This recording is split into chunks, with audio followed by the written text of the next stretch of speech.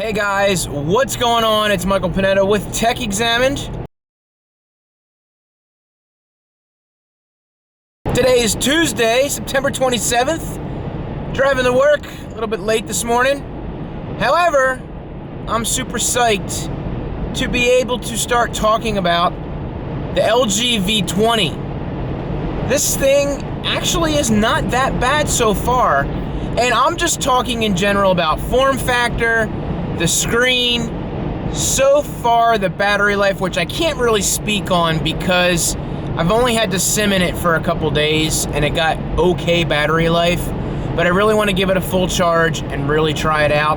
So I will be swapping the sims out, probably giving it a little bit more of a test run. However, as I mentioned a couple videos ago, this is not the finished product. This is still in development, I guess, or whatever, before it comes out. They are going to send me a final product that's done, so I don't want to necessarily get into the nitty-gritty of how this works and what it does and what it's not doing, but we can mess around with the camera. I can tell you about the screen, maybe a little bit about the battery life, form factor, what they changed from the last one, so we will get into that today. So the first thing I want to talk about, the design change to this between the V10 and the V20. Gone is the rugged style, and in place is this sleek design, which looks absolutely awesome. And of course, the tolerances on this are very, very fine.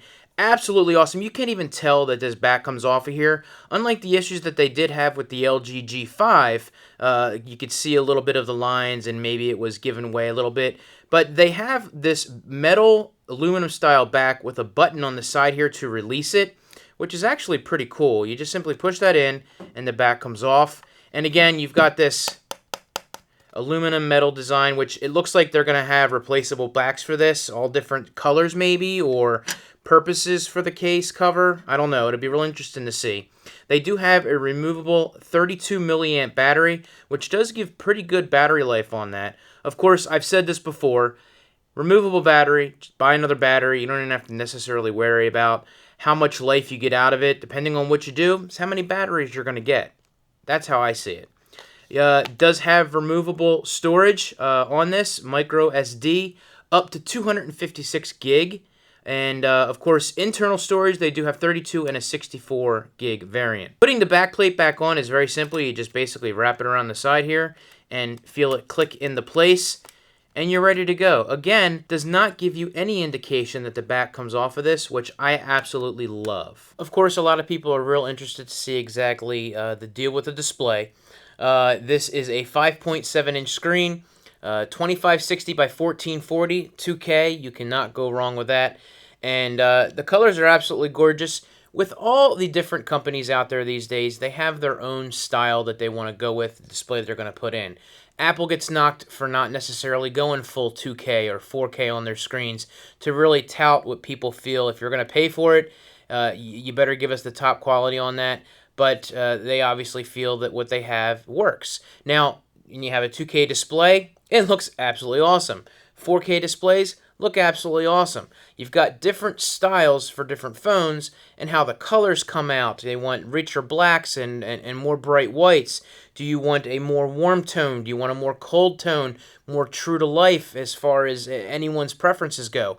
That's all up to you. You can adjust it a little bit on the phones when you're using it, but really at the end of the day, it's your choice. If you feel that that's something that's important to you, then it's going to be a major decision in the phone that you buy. If you don't like the screen, then how can you use it? Of course, when we talk about the display on the V20, we got to talk about the additional screen up top. Now, of course, this is a little bit larger than the V10.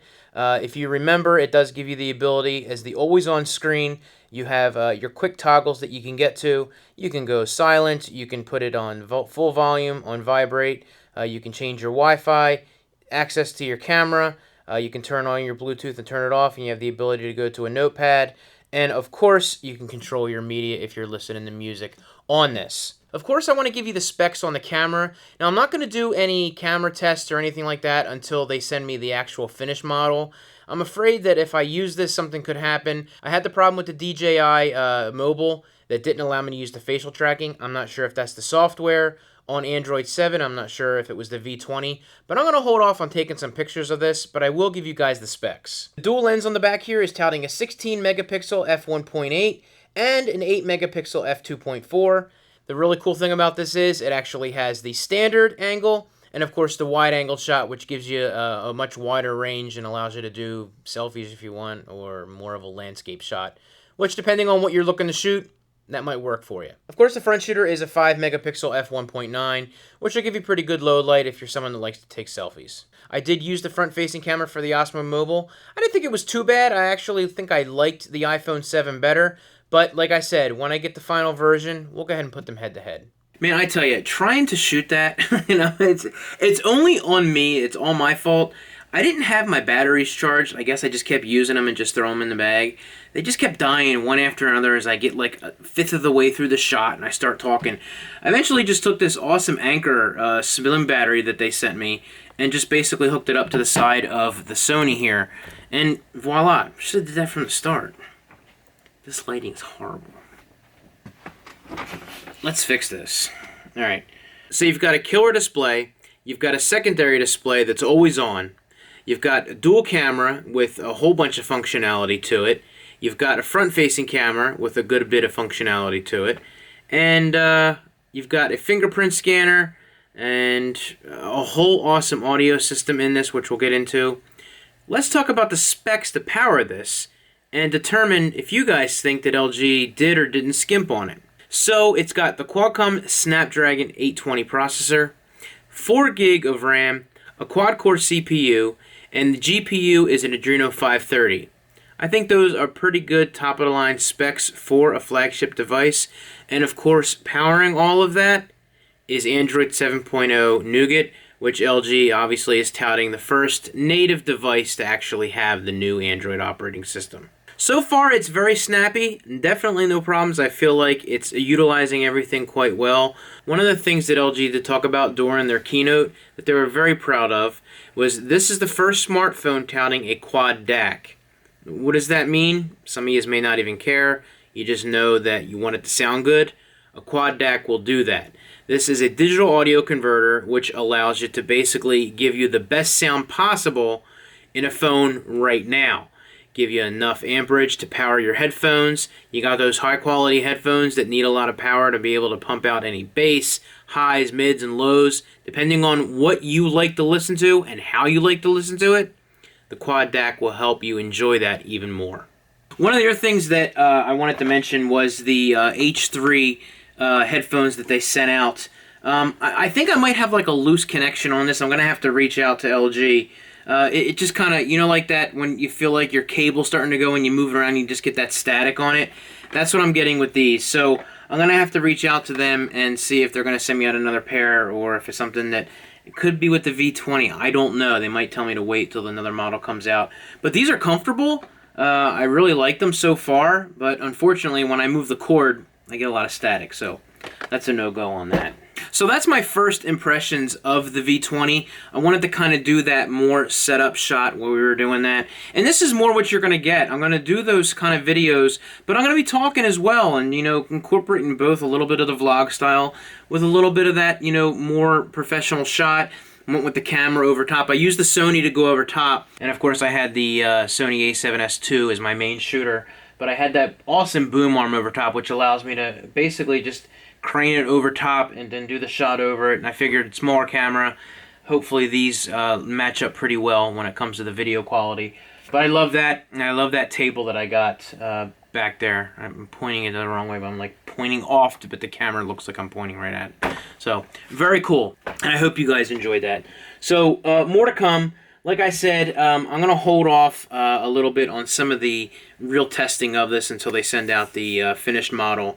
But so far, so good. I mean, I really like the way everything looks. I like the way everything acts, as I just mentioned. Look, you can actually draw on the screen. Look at that. See what I meant? I talked about the idea of being able to do that. They got a whole bunch of different stuff on here. You can erase it off the screen and all that. So I'm going to wrap this up here because we talked a lot about this phone today, and that's the bulk of this video is going to be about on that. So I didn't get a whole lot of time to shoot on the way home from driving. I was dealing with something work-related. Yay. If you enjoyed this video, please feel free to give it a like. And, of course, subscribe. Got a bunch of new subscribers here with the iPhone 7 giveaway. I want to welcome you all. So stick around if you enjoy these. I really appreciate all the support. Lots of comments in the last few videos. That Apple video, the Apple Store video, people really did enjoy that. And some people thought like I was angry and complaining.